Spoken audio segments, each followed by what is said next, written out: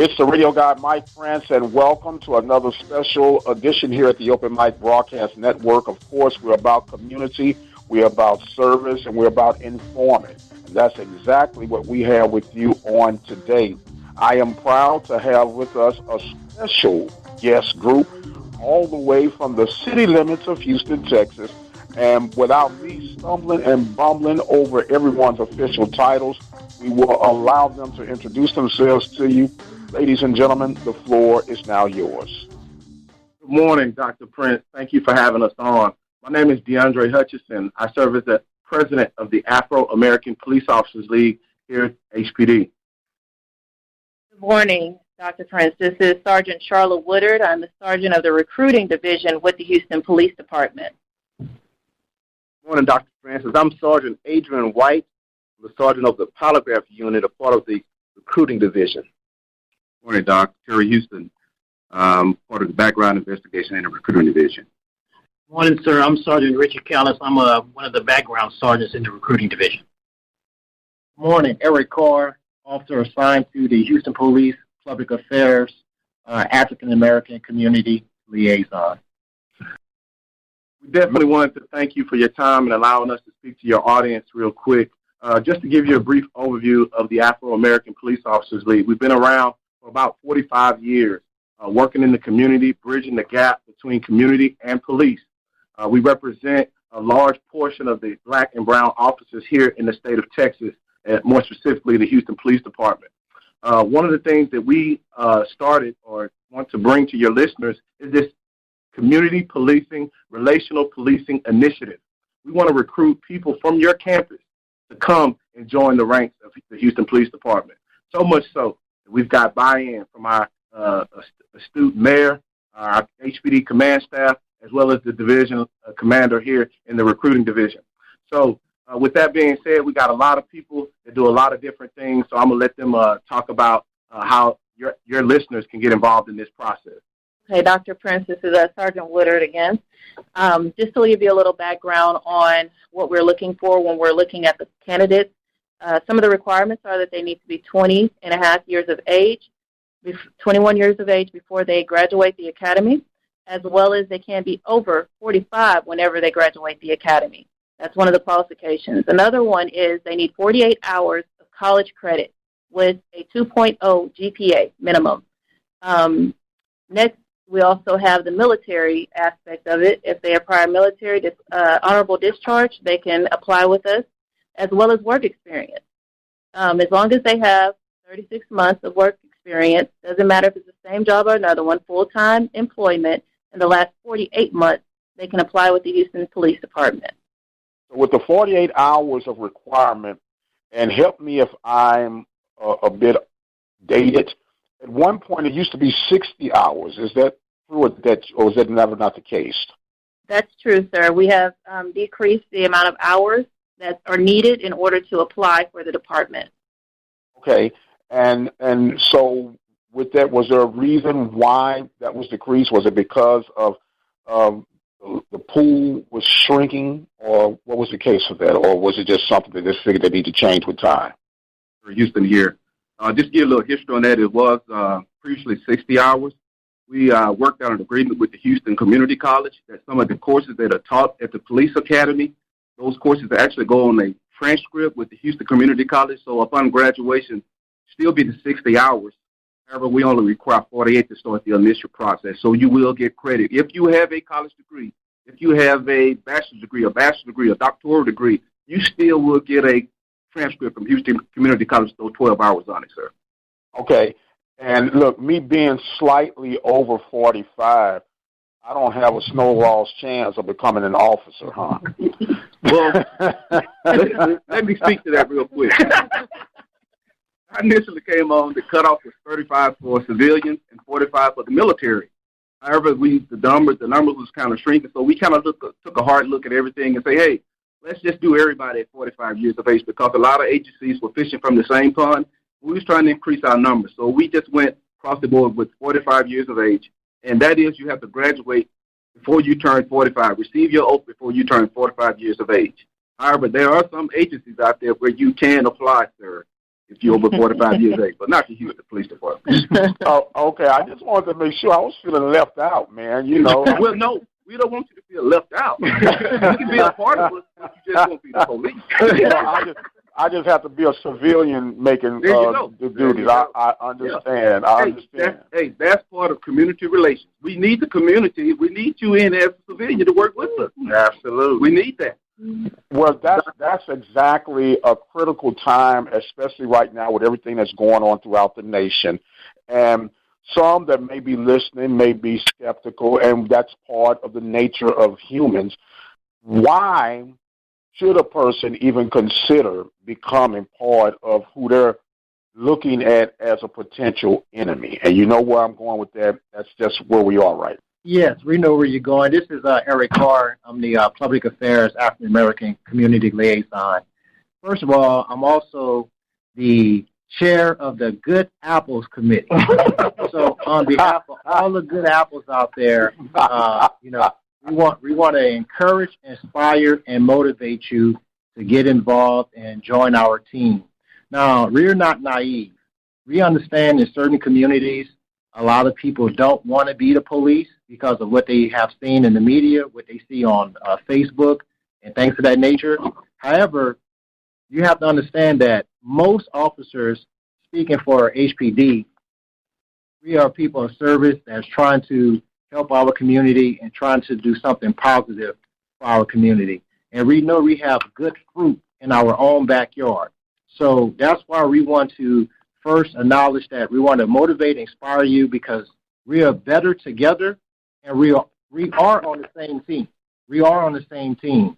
So part of this initiative is really to connect with our community. We are all from the neighborhoods where high calls of service are run. So we understand that attitude. But we're just not going to say, okay, that's the attitude. We don't care. No, we do care. And we're coming to you to say, hey, come join us. You want to see change? Be the change. And with our community together, we know we could be stronger. So that's why we want to encourage our community to take advantage of this initiative and be part of the change you want to see. Very well stated. To the matter at hand, part of this initiative is to, recruit potential officers to be a part of the team. And in conjunction, are you working with other smaller agencies such as a Prairie View or Wallow or Hempstead, or is it strictly an HPD connection program? This program is specifically for the Houston Police Department. We're looking for HPD. So let's kind of caveat that. I want to make sure we're emphatically clear. We have a program that's coming up this weekend where we're going to be partnering with the Community of Faith on the 14th and 15th to get people in that building to eventually apply with HPD. We have members from the Houston Police Department Recruiting Division here with us at the table, and those guys are already working to get inside the HBCUs, talking to different prospective recruiting efforts. So I'll let them kind of speak to that. So, yes, so to your question specifically, you're asking if we're working with the other police agencies, correct, Doctor? Yes, ma'am. Yes, so this effort is strictly to hire within for the Houston Police Department. We're recruiting for us. Now, we're not adverse to working with others, but this initiative is for us at this time. In previous, I say about 2 or 3 years ago, we did have a program called a Lateral program where we were targeting these other agencies to join the Houston Police Department, bringing their experience here, and they would go through a modified training academy where they were just simply learning our policies and our procedures because they already knew about policing. So we were doing that 2 or 3 years ago, and we're still talking about maybe starting that up again, but right now we're basically talking about hiring from the HBCU's university. Okay, very good, very good. Just want to get that out there because, inquiry minds would like to know. Now, Absolutely. With all of these programs that you're offering up and the opportunities, there's the magic question that people want to know. What's the starting pay for an HP officer right now? Right now, coming into the academy, they'll be making $42,000 once they enter the academy. Now, shortly after they graduate, that bumps up to 58 plus their incentives, plus some of the incentives are your night shift differential, your education. If you have a bachelor's degree, you get extra pay. There are a lot of incentives that are thrown on top of it. But just for going to our academy, we pay our cadets to go to our academy, $42,000 a year. A lot of the academies, they have to pay for themselves. But here, our incentive is that we will pay for you to come and learn how to police in the city of Houston. Okay, very good. Now, we know, of course, that one person can make it bad for a whole group of people, and you got a lot of good people out there, and as I just mentioned, unfortunately, sometimes all it takes is one bad experience. How do you go through the process of weeding out the potential bad apples when it comes to adding to the force? When you come through the application process, there's a process where we call, the initial part is called intake, where you come in, where we basically gather all the information about yourself. Of course, there's a criteria. At any place that you work at, there's a criteria that you must adhere and must meet before before we even consider hiring you. So during that initial process, we do gather all the information on all the applicants. If you're favorable after that point, we'll schedule you for a reading comprehension test and a physical agility test. If you're favorable after that phase, you will be scheduled for a polygraph examination. If you're favorable after the polygraph examination, you go through the background phase of it. Now, at any one of those phases, you can be terminated for whatever reason. A lot of times they come in and tell us, hey, I do have 3 years of full-time employment. Once we take a hard look at it, you may be missing 2 or 3 months, so that's a disqualifier. Or your driving history may be real bad, license suspended, several moving violations, and you won't qualify at this time.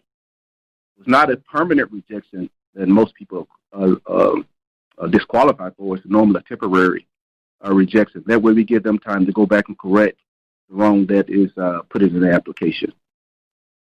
Okay, very good. Now, let me ask this question. This might seem crazy.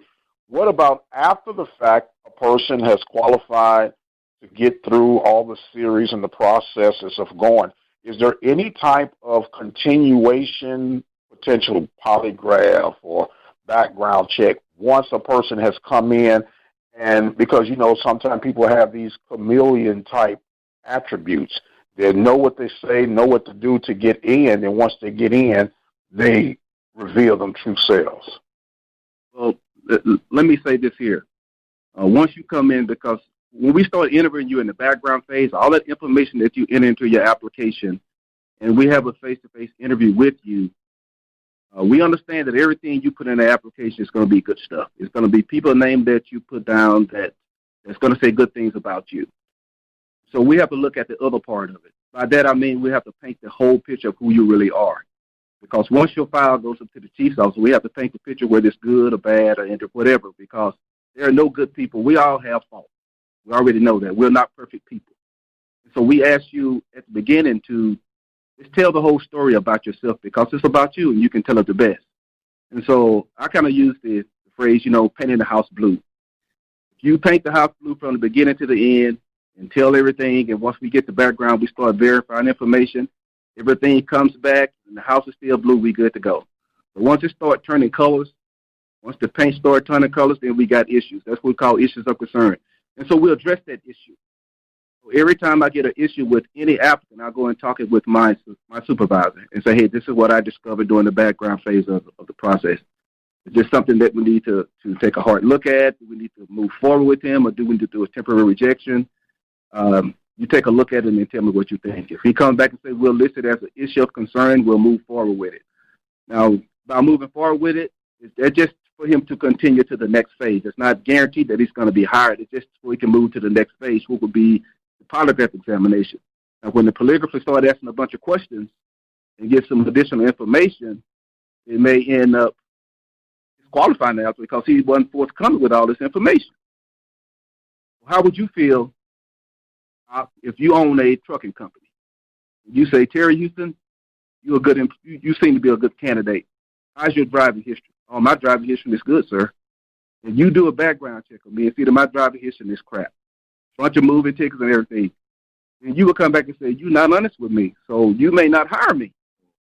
There's no might not to that one. Well, I'm trying to give you the benefit of the doubt there because you said I was a nice guy. No, you are a nice guy. You just have a bad driving record, that's all. Yes, sir. Love the fact that you used the reference of painting the room blue. I really got excited behind that. Yes, sir. Yes, sir. It could be blue or no, it's blue. It's blue. So I do have a question that I want to ask. I understood that the Academy is no charge to those who would want to be a part of it. And there is an initial investment that you have to put in a potential officer, the background check, the polygraph.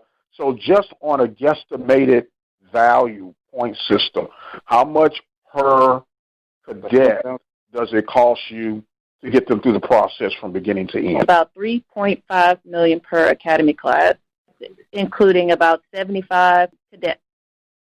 Did you say $3.5 million? Yes, sir. That's correct. Wow. That's why it's so vital important that we get good people. Yes. So a lot of money is being spent. A lot of time is being spent. As Officer Houston told you, once he gathers all that information and he does his interviews with the family and the friends and neighbors, part of our job is to get the folder and go through it with a fine-tooth comb. My job is to go back to Officer Houston and tell him, did we ask these questions? Why didn't we ask this question? Let's try to get some more information on this, because a lot of times we have the applicant complete statements on almost everything they tell us. Sometimes we have to go back and ask him, what does this mean? What does this mean? And that's part of my job as a background sergeant. Man, it almost sounds like a bit of interrogation. Well, there's a thin line between interviewing and interrogation. So in the recruiting process, sir, we simply interviewing people. No, I understand. Now, well, that's what interrogation is, interviewing somebody. No, hold on. Really back. Hold on, back. We try to, I'm going to say this again. We want to make sure that paint is still blue going through the process. And so we ask a whole bunch of questions, because if we don't ask these questions and we hire this guy as a police officer and he goes out into the community and do something that's very egregious, it's going to come back and say, okay, who did his background? Terry Houston did his background, because why didn't he find this on this applicant? Why didn't his sergeant find this? So it's going to always kick back to us. And and like you said earlier, they're not going to say this applicant, is a bad applicant. They're going to say the Houston Police Department. Right. And so to alleviate that, it's a lot of eyes and ears take a hard look at this whole file. Once I finish it, my sergeant look at it. Once the sergeant look at it, the lieutenant look at it. Once the lieutenant look at it, commander look at it. After the commander looks at it, it goes up to the chain of command, and they take a hard look at it. If they see something that we didn't see, they may kick down and say, I want some further investigation on it. So what I try to do as a background investigator is to answer all those questions, because my main objective is to get you to the chief's office, to get you signed up to be in the next class. Because if you do everything I ask you to do in this application process, I'm going to work to get you in the next class if you qualify. If that means, and to be honest with you, when you're doing backgrounds, even though my hours are 8 to 4, I'm always here after 4 o'clock. I'm always here before 8 o'clock. Because if you do what I'm asking you to do, I'm going to make every effort to get you where you're trying to get to.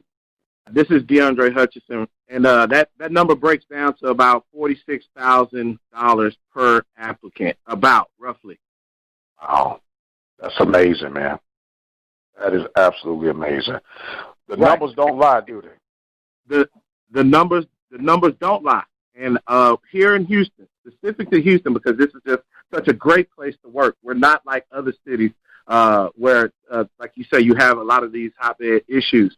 But our mayor supports the Houston Police Department. And while other cities and academies and other agencies are cutting, we actually just got to increase. These 5 classes that we just talked about, we're trying to get good fruit and good applicants into.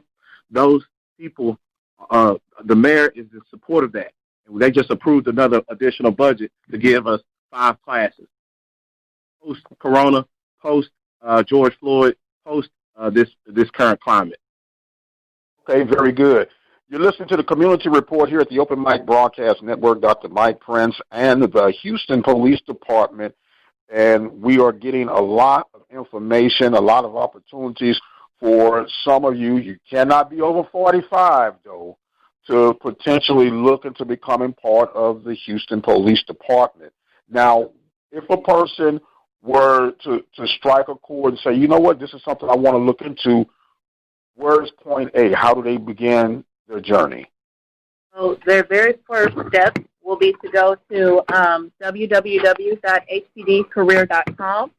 On there, on that website, we have all of our requirements. We also have the link to apply for the Houston Police Department. So any information that they may need will be on that website, www.hpdcareer.com, as well as we're on social media. We're on Facebook, Instagram, and Twitter at hpdcareer.com. hpdcareer.com on Twitter, huh? Yes, sir. You can follow Go ahead on. The Twitter police. The Twitter police. That's all. That is all right. Well, look, this is actually the beginning of what we're looking at as an educational community series with the Houston Police Department, and we're thoroughly excited about enlightening people, informing people, and potentially helping the department to grow with its recruiting factors. Even though you cannot be over 45, but that's okay. I'm going to say that because I got my APR official card. Feelings in there, bro. Well, look, I want to give you guys an opportunity to have some closing thoughts and comments on today's. This was just a getting to know you. We're going to have what we call breakout sessions where we'll get more marksman-like information from each category that we've gone over today. But we are truly excited and thankful for you guys' willingness to be a part of this. We're calling it a community outreach program. And so I want to go around the horn and give each one of you all some closing thoughts and comments at this time. Hey, this is Sergeant Woodard, Houston Police Recruiting. I want to say thank you very much for letting us have this opportunity to come on your show and to talk about the recruiting efforts within our communities. Also, I want to let everyone know that we are hosting an event at the Community of Faith this weekend, August 14th and August 15th. August 14th will be at 6 p.m. August 15th will start at 10 a.m. You can go online. You can go to hpdcareer.com via Facebook, Instagram, or Twitter to find a registration link to actually join and attend, get helpful tips from APOL as well as the Houston Police Department regarding recruiting. Once again, you can find us at hpdcareer.com at Instagram, Twitter, or Facebook, as well as you can visit www.hpdcareer.com to find out more information about the recruiting process. Hey, Dr. Prince, this is Sergeant White. And listen, I didn't get a chance to chime in this conversation. These brothers, they took it over. They let me speak, but that's all right. That's all right. I will say that I'm very excited about the initiative and the outlook of what can happen as a result of this collaboration. Hopefully, in the future, we'll get to talk a little bit about the polygraph process and maybe answer some questions as it relates to that, the recruiting process. Man, have a blessed day. I'm going to pass it on to the next person. Thank you, sir. And I wouldn't mind taking a polygraph test just to see what it looks like. Yes, sir. It's Terry Houston. I'm one of the background investigators. And my primary goal here is to help you get through this application process. I'm not looking to reject anyone because if, that's going to happen, you're going to do that yourself. So my job is to help you get through this process. And looking forward to working with a bunch of people. Thank you, sir. Sergeant Richard Callis, as Officer Houston said, I'm a background supervisor, so part of my job is to get you through the process. Once Officer Houston has done his part, my part is to make sure that folder is put together correctly so that we can get you through the process. And that's my job, and I look forward to this process. Sergeant DeAndre Hutchinson, Alpha Phi Alpha proud member. In closing, I definitely want to thank you for this opportunity. Thank you for your partnership. Thank you for allowing us access to your listeners. This is something that we don't take very lightly at all. We also are looking forward. The Afro-American Police Officers League is looking forward to working with the HPD Recruiting Division, your listeners, as well as any citizen that wants to come and be a part of this great organization. We're targeting individuals that have a relationship with the community, because we understand that when people have a relationship with the communities that we serve and operate in, we get a better police service. Last but not least, Dr. Prince, as a PV alumni as well, got my master's from PV, just to, reiterate that we in this together, and we understand we are stronger together with our community. We know we have a lot of good fruit in our own backyard. And again, we just want to encourage, motivate, and inspire citizens in our community, especially at PV, to join us. We need you. We need your help. So we look forward to continuing this dialogue and conversation. So Community of Faith in Houston, give the address to that place again so people can make sure they come out and get more information. It's going to be 1024 Pinemont. They must register before attending the event. They need to go on and follow HPD Career, or they can follow APOL Houston, AAPOL Houston on Facebook and Instagram for the registration link. Very good, very good. Well, we want to thank you guys so much. I feel so protected right now with my over 45-year-old self, but we're going to be okay. We're going to be okay. Thank you guys. Thank you guys so much for joining in with us. I am the radio guy, Dr. Mike Prince, as we make it a point to keep you informed, educated, and entertained right here at the Open Mic Broadcast Network. The time has come where we must exit stage left. But until the next time, you guys be blessed. We'll see you on the other side.